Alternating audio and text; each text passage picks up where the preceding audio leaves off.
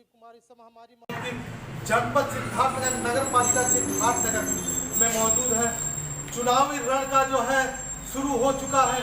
सभी प्रत्याशी मैदान में हैं और हमारे साथ हैं अध्यक्ष पद के प्रत्याशी के प्रतिनिधि जो पहले ब्लॉक प्रमुख प्रतिनिधि भी रह चुके हैं। हम इनसे जानते हैं क्या चुनावी का माहौल है, क्या तैयारी है। अब चुनाव की सारी तैयारी लगभग हम लोगों के स्तर से पूरी है और चुनाव हम समझते हैं कल से चुनाव प्रचार बंद हो जाएगा और इसके बाद से जनता अपना अपना मतदान करेगी और जनता यह चुनाव स्वयं लड़ रही है। मतदान जनता स्वेच्छा से बिना किसी दबाव के, बिना किसी स्वार्थ के एक कर्मठी और जुझारू नेता का चयन करने जा रही है। अगर आप जनता के बीच जा रहे हैं, जनता से कितना आपको समर्थन मिल रहा है? जनता का अपार जन समर्थन है और अपार जन समर्थन कहिए, दिल से जन समर्थन कहिए, पूरी जनता ही चुनाव में उतर गई है और जन जन चुनाव लड़ रहा है।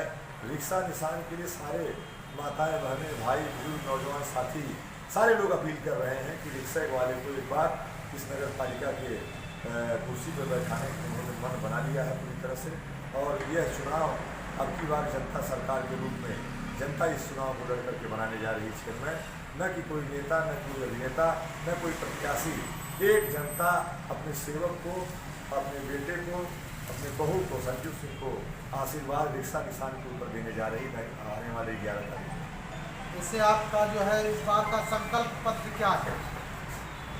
इस बार का संकल्प पत्र हमारा कई बिंदुओं को लेकर के है, लेकिन पहला संकल्प पत्र तो पढ़ करके नहीं कहा जा सकता है और मीडिया से इतने लंबे संकल्प पत्र को नहीं दोहराया जा सकता है। लेकिन एक चीज़ जरूर कह देंगे, कम कहना ज़्यादा समझना। टाइम बांड काम करेगी नगर पालिका।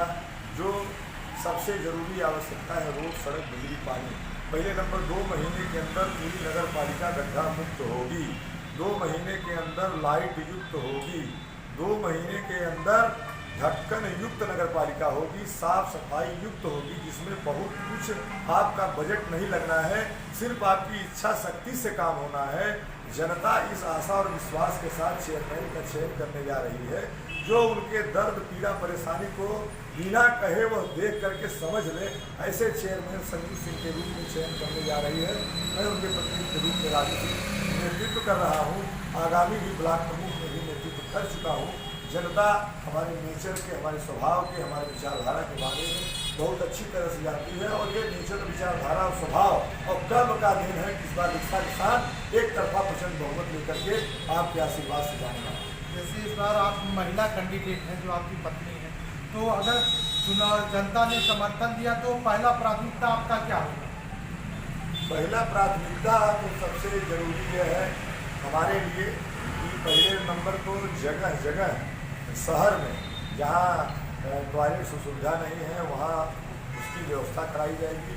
जो बने हुए हैं इसके पहले वो जर्जर स्थिति में है, वो केवल नाम का है, काम का नहीं है। ऐसे को ध्वस्त करके और नए जगह पर जहाँ उसकी मूलभूत आवश्यकता है उसको किया जाएगा। ट्रैफिक व्यवस्था के लिए पार्किंग व्यवस्था सुदृढ़ किया जाएगा और महिलाओं के लिए और भी तमाम योजनाएं हैं जो कि उसको प्राथमिकता पर दिया जाएगा।